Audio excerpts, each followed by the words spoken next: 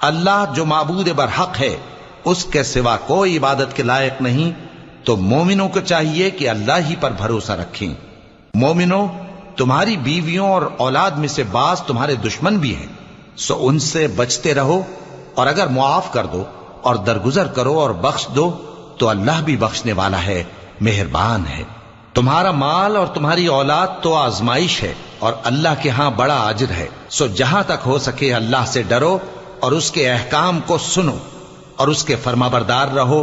اور اس کی راہ میں خرچ کرو، یہ تمہارے حق میں بہتر ہے۔ اور جو شخص طبیعت کے بخل سے بچایا گیا تو ایسے ہی لوگ راہ پانے والے ہیں۔